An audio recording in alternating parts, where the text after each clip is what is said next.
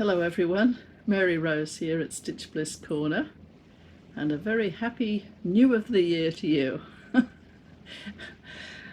Today is Wednesday the 9th of January 2019, and I'm sort of hoping that this year goes a little bit slower than last year did. It just seemed to it's gone. A bit like when you're going along in a car, you know, and you're saying to the person next to you, oh look, oh, it's gone. Anyway, c'est la vie, and on with the new.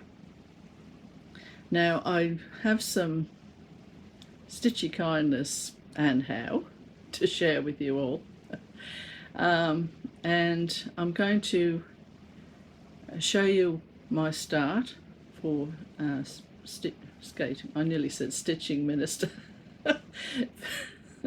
Skating minister. And I've got a little update on Stopping by Woods, that piece. Kelly was interested in seeing that, Kelly Bell Stitches. And bits and bobs along the way, as per usual for Mary Rose's videos. You and I never know where they're going or what's going to happen. I mean, I've got a vague idea, but you know.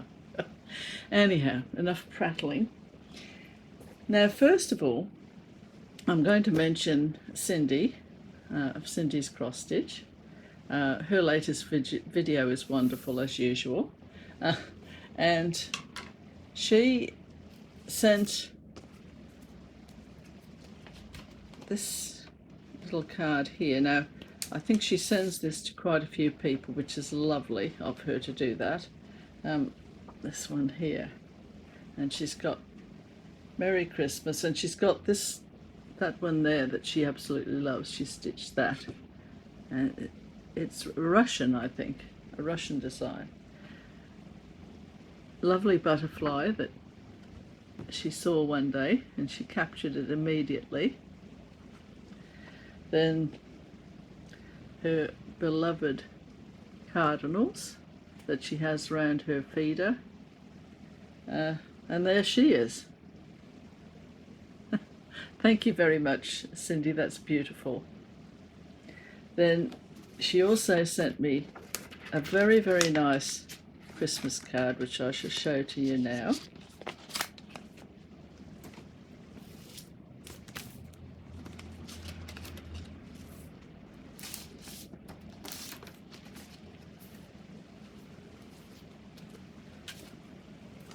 Christmas tree on it. Lovely, a little cardinal down there. And she sent this beautiful star that she made out of card, and she does a tutorial on how to make these, and how pretty is that? I mean, that could nearly go on the top of my Christmas tree. I might do that next year, put that on the top. So thank you very much, Cindy. That was lovely of you to do that. And I shall keep that with my Christmas tree so that I can pop it on the top.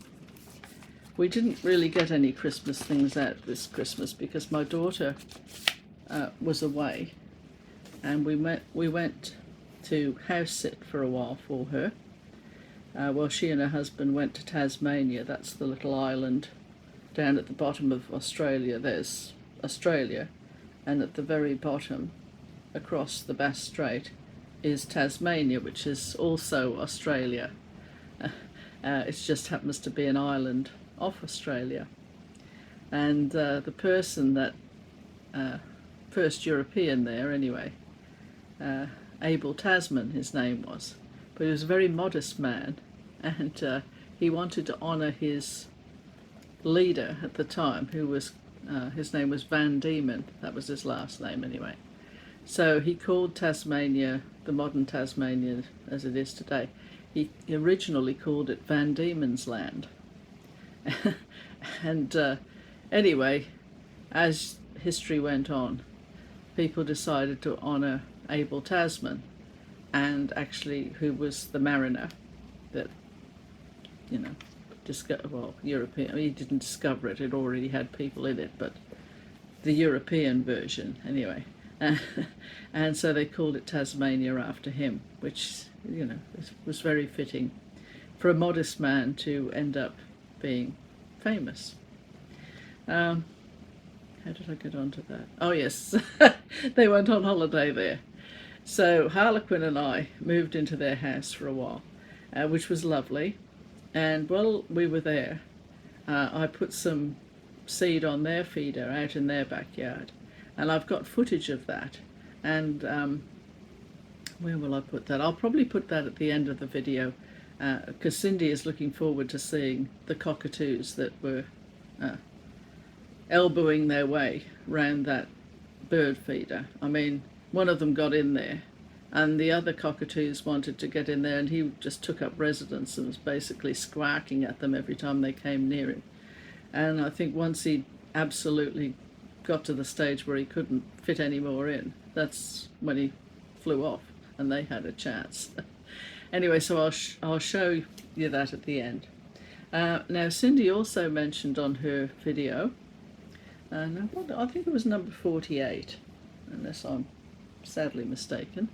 I'll get Harlequin to put the correct video number up if I have that incorrect.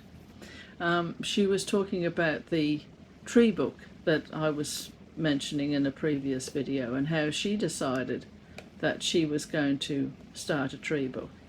And there's some lovely, she shares those, and you know, that she did it with family and friends over Christmas. And her brother-in-law's one was absolutely marvellous. It had a swing hanging from the bough of the tree. How lovely is that? And her daughter did a beautiful tree, which was really a tribute to Cindy, actually. It's lovely. So anyway, I just thought that I would just bring that one out. That's my tree book. And I do have another one that I had in England that I started, and I've got it somewhere. I'll have to see if I can find it. And I did share some of the pictures in here with you last, you know, some time ago. Just see if I can find one that's particularly interesting one. See, the idea is that you give them the tree book with the blank page, and you ask them not to look at any of the other trees before they've done theirs. And then when they've drawn their tree, they sign it and date it, and then they can look at the other people's trees. Just protecting the names. There's that one. I mean, it's amazing how, and what I really like, I won't show you anymore because I have shown some of that, and time is wasting. What I do like about tree books is that the men are able to unleash some of their artistic talents. I mean, they tend to sort of buckle, not want to do it to begin with, but then I think if you've pressed them a little bit, they will do one. And quite often their trees are lovely. They're very thoughtful and insightful ones, because men are very observant of things, aren't they? Anyway, so next thing to get on to. There's a certain stitcher who lives in Mexico, and her name is Yany. Oh. Anyway, so Yany said some time ago that she would like to send me something. And I said that, it's not necessary and never is necessary, because my gift is just being able to sit here and wax lyrical about different things and to share my stitching. That's what it's all about, isn't it? But anyway, so she did send me something, and I was expecting, a little card and something like that. Anyway, it's just something that I could put in my box of memories or maybe display here in the Stitchy room. So I was astonished because I was because I've been at my daughter's house, I hadn't been to the P.O. box for a while. And so that, anyway, I wish I'd stop prattling. I think I'm just still a bit stunned. Look at all the stamps on there. I mean, that's a work of art in itself, isn't it? Gosh. So this is the box, and I thought, my goodness me, what has this lovely person done? So I opened it up, and here's this lovely card, a personalised card, which is beautiful. And thank you very much, Yany. That's lovely, with some beautiful words inside. Yeah, just lovely. And then she also included some hand-dyed Yany original fabrics. And I am very happy to say that these are the first hand-dyed fabrics, or fabrics that are dyed in any way, that I've ever had. So thank you very much, Yany. Excuse me, my Flosstube throat, it always happens. And look at the colours in this. Isn't that just lovely? And it's on Ada, and I love Ada, as you know. Excuse me. So that in itself would have been quite enough. That was just absolutely wonderful. And then there's a little packet there. So here I am. I'm just...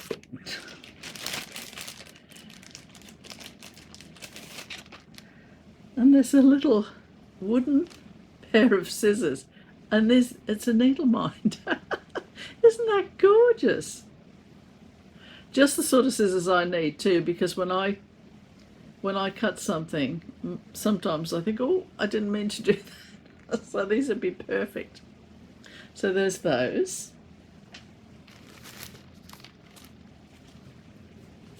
Then these lovely threads.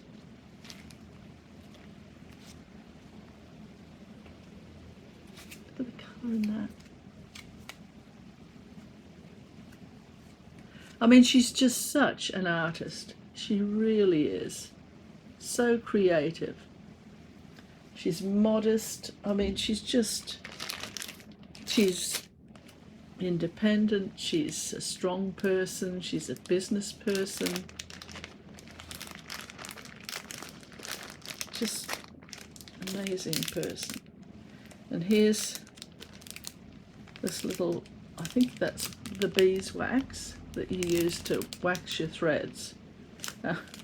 I don't know how, you know, I've never really thought about waxing my threads. And then these dear little wooden cotton reels. I think you call them spools. Look at that. Gorgeous. And I've got 5 of those. So they're just lovely. And of course then we have to go on to the pièce de résistance, which, well, it brought me to tears. It really did. I mean, they were happy tears. Because I don't know, I don't watch Stitch with Me's. There's only 2 that I do watch. I watch Yany because I'm mesmerised by the way she stitches. She's a master at the way she stitches. She stitches in hand. She has beautiful tension. She's effortlessly going along, freehanding this stitching, seemingly not to even have to look at a chart. I mean, she's just intuitive. And that's very rare, you know, to have all these talents all wrapped up in the one person. And there have been times when I've been watching her stitching and thinking, wouldn't I really love to have one of her pieces, just a little piece, just a little sample. And maybe that was what I was hoping for a little bit when she said she was going to send me something, you know, just a little card with a bit of stitching on it or something like that. So you can imagine my astonishment when I opened up the box and here was this lovely piece from Yany in this amazing rustic frame. I mean, her own hand-dyed fabric. And I think it's, oh, where's my notes here? Because I think it was number 44. And Harlequin will correct me if I'm wrong. Number 44 video I was actually watching, and I don't know if this was the one she was stitching. It was definitely the birds and the bees, and it looks like it could be this one. And I was watching it thinking, oh, she's just amazing, you know. And I was like that, and just gorgeous, gorgeous, gorgeous. I mean, the last person to touch this was Yany. I mean, how? You tell me that stitching isn't the ultimate form of expression.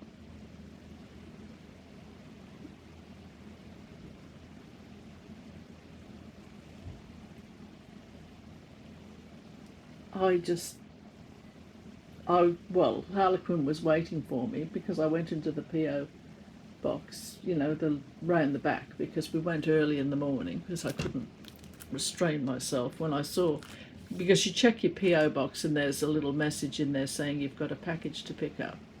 And our post office, it'll open at 7:30, you have to go to the back door. And so, of course, I was there immediately the next morning. And Harlequin was waiting in the car for me. And I came into the car with this big box, and I was, you know, well, in a state of shock. So, thank you so much, Yany. I mean, you know, words, Flosstubers quite often say, when they've had some stitchy kindness, that words are not enough. Well, they're not enough. But I will treasure it to the end of my days. It will be here in the studio with me every day. And I'm just overwhelmed. It's just lovely. So, yes, thank you very, very, very much. Right, well, before I start some more floods of tears, I think I better carry on here. Now, I'll just see if there's anything else I have to tell you.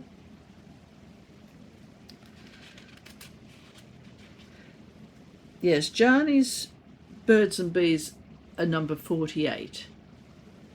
And Cindy is number 44. I think I got those the wrong way around, which is typical of me, because when it comes to numbers, I am hopeless with anything. I'm fine with words and all that side of things, but numbers and I have never got on together, ever. So it looks like I've transposed those, so apologies for that.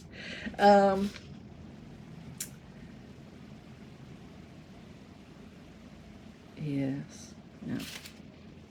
I think the thing about Yany too is that she values traditions a lot, and family, and all those lovely things that you would want in a friend.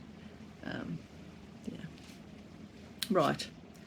So now the cryptic. Oh, hang on. No, I won't do the cryptic yet. I'll just update on the piece I'm stitching for Robert Frost. The Robert Frost poem, "Stopping by Woods on a Snowy Evening." Now that's Winter Morning, it's called, and it's by Joseph Farquharson. And there it is there. And as I've said before, you'll notice a difference in the colour to that one, that picture.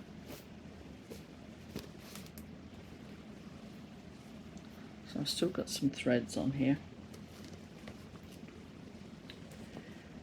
There it is there, coming along. Now, there's so much confetti in this that it's not, you can't really get a full even look. Not that I was wanting one, but I'm just explaining.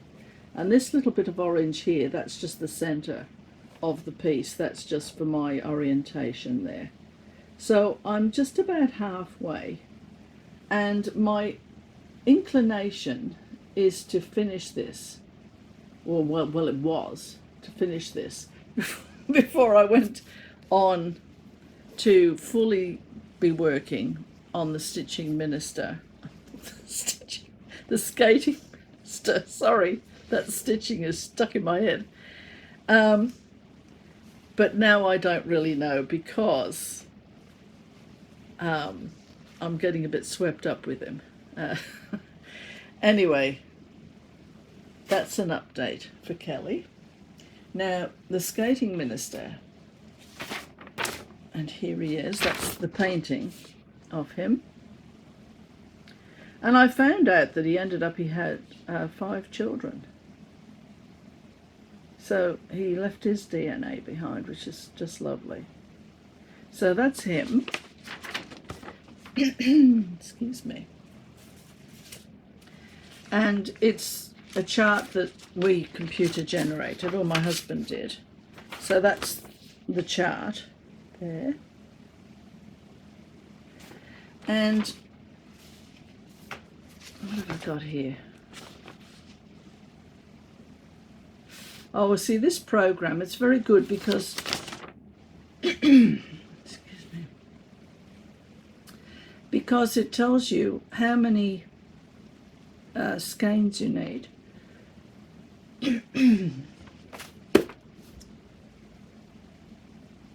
How many skeins you need.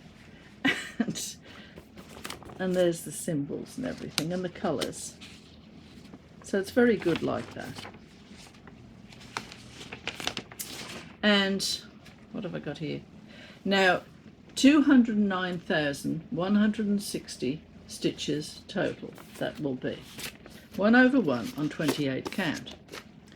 And I was having a little bit of trepidation about doing the 1/1 on 28, because I thought, you know, have you completely lost your conkers? And Michelle, Bendy Stitchy, she's doing the skeleton crew, and it's 1/1 on 28. And she said she felt a bit, not discouraged, I forget the exact word she said. Oh, that it brought her down a little bit, thinking about having to do 1/1 on 28. And I thought to myself, my goodness, I don't think she's got over 200,000 stitches to do. And I started it on New Year's Day, and it's an unofficial stitch along with Kelly from Kelly Bell Stitches and Andrea from iHeartCrossStitch. So anyway, my goodness, I can rattle on, can't I? Let's put that down there. So what I did, when I was preparing the threads, and I always prepare my threads like that, so I'm ready to go in number sequence. Oh, those tones, I mean, really, they're gorgeous. Look at the colours, they're beautiful. It's getting a bit tangled there, but that's fine, that's no problem. So there's all the colours there that I've prepared.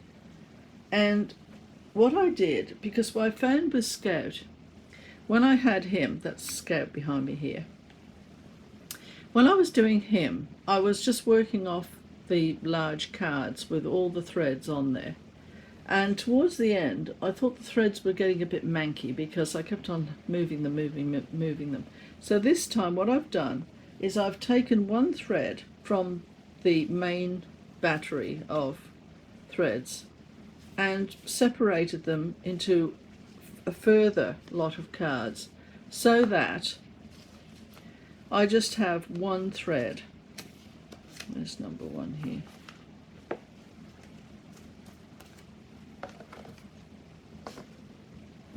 3, but never mind. Numbers again. So I've just taken one thread off the main battery of threads, and I've just put it on there. And then when I use those, well, that one I've put some more on, but I think it's because I cut the long thread and made it shorter. So that those are the ones I use, and then when I empty one of those, I just take one off the main one, because that's a lot easier anyway to manage. So that's what I've done for preparation there for Skating Minister. And here he is. Now I better show you the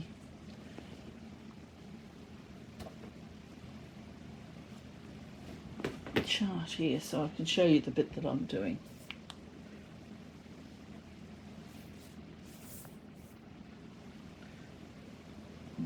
It's not very... There he is. I mean, it's a bit hard to see him on there, but I do have a little video that I did of him because I've got him up against the bookshelf. I've put him up there with needle minders, the big chart, and I will show that here. Hello everyone, Mary Rose here at Stitch Bliss Corner, and I'm just showing you the Skating Minister up on the, well, I've got him attached to the metal shelves there with needle minders at the top. This is what I always do when I'm doing a large piece. I always print off the chart and then I tape it all together so that I've got a map reference, and then I can work off individual pages, or I can work off the whole chart if I feel like it. I've got enough room to accommodate the whole chart, and I just quite like to do that, and then I cross off each box of 100 stitches as I go. So I shall, it's fine for me to show the chart because it's a computer one that Harlequin put together for me, so I'll just show you where I'm going to start, which is there. That's the middle just there. I don't know what I've done there, but anyway, not to worry. So that's the middle, and I'm going to start that on New Year's Day, which is today, so I better get the skates on. I'm going to now stop this part of the video, and I shall go back and just talk to you directly. But I just thought I'd show you what he looks like up on my shelves. Right, back again. So anyway, you know what he looks like. So anyway, so I've just put that there just to show you the midsection, and that's where I've gone with my chart. Oh gosh, what's that down there? So that's the middle of him. So, because I always start in the middle, and I think I always will start in the middle.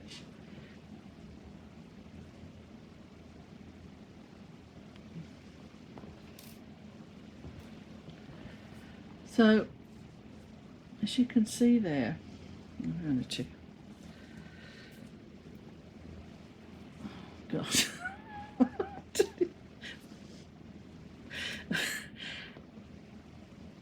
There's his coat, and there's the background coming in there. I'm going to work across to there, and then I'm going up, because what I'm going to do, when you're doing a very big piece, and you keep showing it, I think, you know, so, you know, it just gets a bit dreary for people, I think. So I thought, what I'm going to try and do is do most of his figure first, so you can see, you can be satisfied with what he looks like, and then I can just do my background at my own pace, which will allow me then to work on the other pieces so that you get to see other things.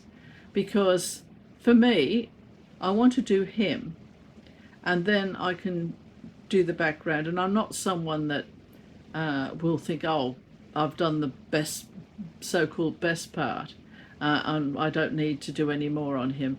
I certainly want to do all of him, the whole picture, because that's part of the whole, isn't it? I mean, there's no part of a cross stitch that's more important than another part, really, because it all hangs together as a whole.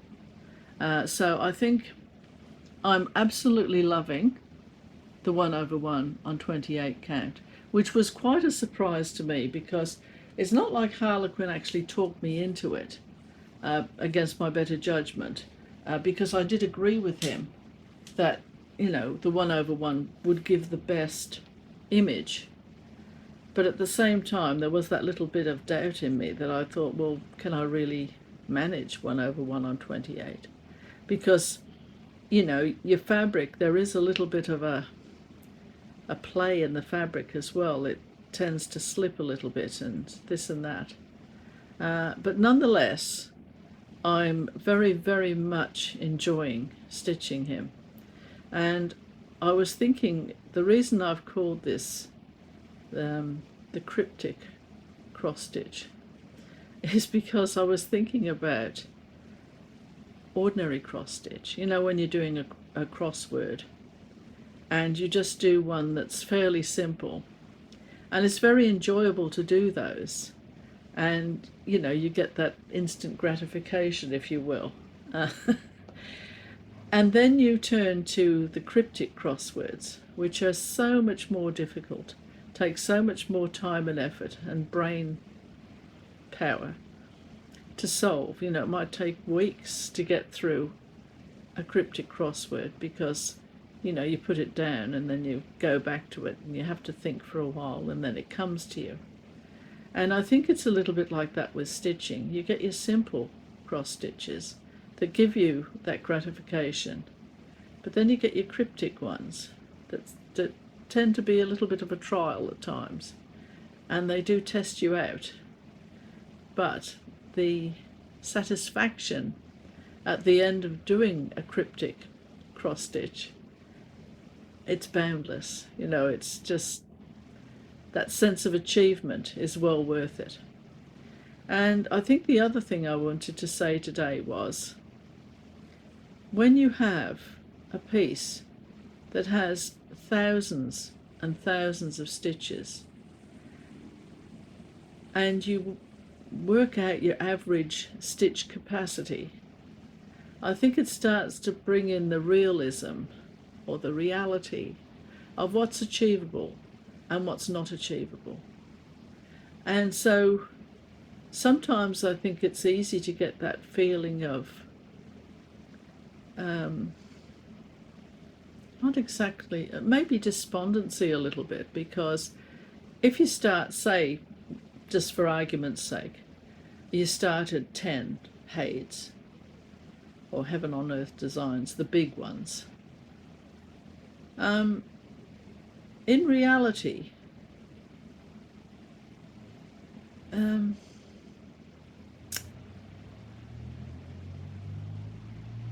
well, you know, I just think maybe it's an idea to have a really, really good idea and a good think about maybe prioritizing which one you'd really like to see finished. You know, one that you can imagine on your wall, and in 10 years' time, will you still want that one on your wall? You know, will you still, because there's so many people going through their whips and saying, oh, you know, I'm not going to do that, I'm not going to finish that one because my taste has changed. Now that's on a small piece, relatively speaking. But imagine if you got halfway through a huge Hade and your tastes changed. You know, that's a lot of investment, a lot of time, a lot of stitching. So I tend to, when I'm doing a big piece, I tend to want to get that piece done. Partly because I don't really do a big piece unless it really gets into my head and won't get out of it. And so I don't really feel fully satisfied until I've completed it. You know, and it's in a good way. It's in a way that motivates me to want to do it. Rather than having, you know, 10 or 20 or however many of them all lined up, I think it can really muddle your thinking a little bit. Because a lot of those, you know, people say, oh, well, I had to get that design because I didn't think I'd be able to get it again. You know, it's limited edition, this limited edition business. And I think, well, who knows? Maybe in, you know, a few years, some place will just PDF them all, you know, all of them. I think there's one company that's doing exactly that. And I mean, I don't understand why, you know, Lady of the Flag, for example, why on earth is that so hard to come by? I mean, what's the deal there? What are the designers thinking of? I mean, or whoever produces that. I mean, isn't it good business if you have a chart that you know someone's going, you know, it's like tickets to a show or something where you get those scalpers that buy the ticket for a certain amount and then go and flog it off for 4 or 5 times the amount they paid for it. I mean, don't these people realise that print these out, that's what's going to happen? I mean, why don't they just, you know, it's like bootlegging, isn't it? I mean, the price is just, you know, in the olden days when you couldn't get alcohol, and you know, it's crazy. I mean, isn't it good business to put out as many of these charts that the people want, the demand? Maybe some brilliant person can explain to me why that's good business, because it doesn't sound like good business to me, and I'm not a business person. So if I think it's crazy, there must be something in it. Yeah, how did I get onto that? I don't know. Right. Now, people have been saying their word for the year. And you know, Kelly's was cherish, which that is Kelly Bell to a T, to think of the word cherish. How lovely. And now Michelle was on this morning. What was her word? Did I write that down somewhere? I think it might have been, oh, contentment. Well, that's what someone said. The secret of happiness is being content with what you have. So that's a good one, Michelle. I like that one. And I think someone else, it was courage. And I was thinking of words, and I thought, well, I think for me, a really good word would be something like metamorphosis. Because, you know, you think of a little chrysalis, a little insect, a little grub inside a chrysalis. And through metamorphosis and through the absolute brilliance of something, they come out as a lovely butterfly. So I think metamorphosis is a really, really good one, because whatever you are to begin 2019, and I'm not talking about a complete change, but it made me think of something I read in Reader's Digest years ago when I was a teenager. And it was a woman who was talking about, I'm pretty sure, I'm ad-libbing this, I wish I did keep the quote, but it fell apart in my purse. I had it for years. I had a purse, in Australia, a purse is what you keep your money in and your cards and all that sort of thing. You know, it's got the little plastic window where you can put things in, photographs and all that. I think in America a purse is a handbag, but, you know, the bag that you put the purse in. Well, for us, that's how it is anyway. And I had this quote in my purse for years, and it just literally fell apart. But it was basically a woman who said she was picturing herself about to die, and she was looking around at all her familiar, you know, surroundings, and all the faces of the people that she loved, and the comfort of it, how lovely it was, and how she didn't want to leave, she wanted to stay there. And then she saw this bright light, and she felt herself going through a tunnel. And then when she came out into this bright light, someone called out, "It's a girl." And she said, just as you're born out of your mother's body into the world, so that's how she sees dying, that you're born out of this world and into the next one. And I thought that was just so clever. So, you know, to think about, you know, when you're inside your mother's womb, you have everything delivered to you. It's all warm and comfortable in there. And then you're forced out of it. You have, you know, you have to move on. And I think that's what Metamorphosis was saying to me as well. You know, it's, I don't know how you think about these things. Anyway, excuse me, I wish my throat would metamorphose into something else, that's for sure. Now, was there anything else on my little list today to share with you?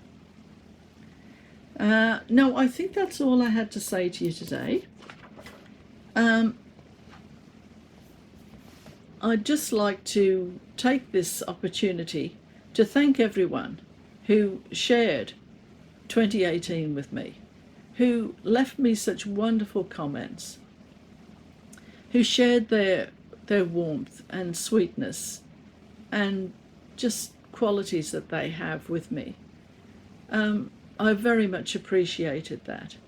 I mean, the love of stitching brings us all together, and it's a deep and meaningful thing to be stitching. And never feel that you have to, you know, I feel you shouldn't feel like you have to rush your stitching. Just really, really take the time to enjoy it. I mean, I do, you know, I suppose in a way I'm a little bit of a hypocrite there, because I do tend to rush my stitching, but when I enjoy rushing it, if you know what I mean, like sometimes you just find, I mean, when I was doing Scout, I found myself rushing into my chair to get going on him again, because I just liked it so much, I enjoyed it so much. But then you have to temper that with pieces that you can just calmly stitch and enjoy yourself with. And that's why I think I'll be doing the background of the Skating Minister at a much slower pace. But at the moment, I'm just very keen to get that coat done. You know, his little coat and his face. I mean, that's going to be so exciting because the stitches are so tiny that I'm hoping to be able to see his features really well, and those little rosy cheeks of his. Oh, anyway, I think that's enough of raving on about him. I mean, some of you probably think, what on earth does she see in that piece, you know? Anyway, I will take my leave of you all now. This is Mary Rose signing off until next time. Just those extra little bits at the end, especially for Cindy and also for anyone else who really likes birds. Bye for now. It's just from my daughter's veranda, some cockatoos. And I'll just go down and get a closer one.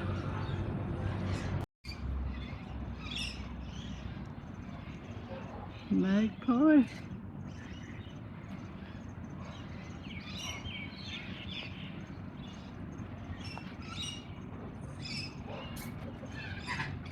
Just on my way up my daughter's garden, and I'm going to put some seed out for the birds.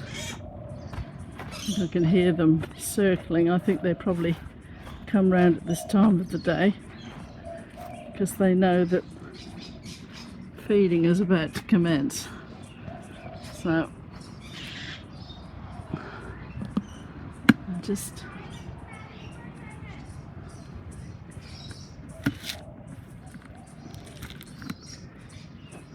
that's the container there. This is the little bird stand. And I've just put a little pile in there, and we'll see how long it takes for them to turn up.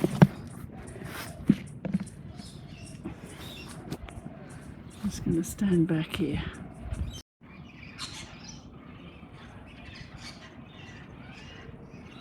There they are. It's got a little feeder there.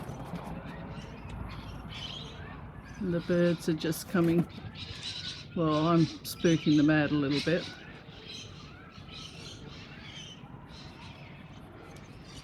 They'll probably get used to me when they know I'm not a threat to them.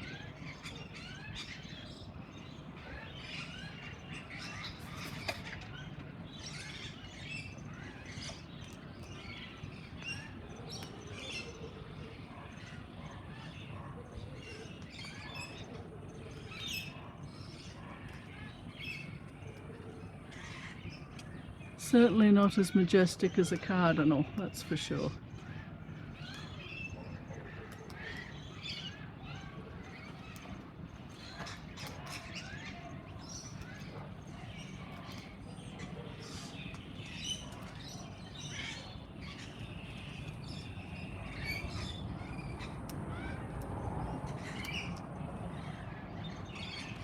Try and get a bit closer.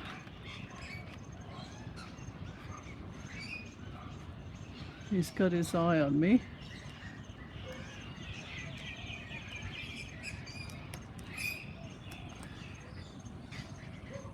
And this one's really checking me out. They're willing me to leave, I think, so that's exactly what I am going to do now.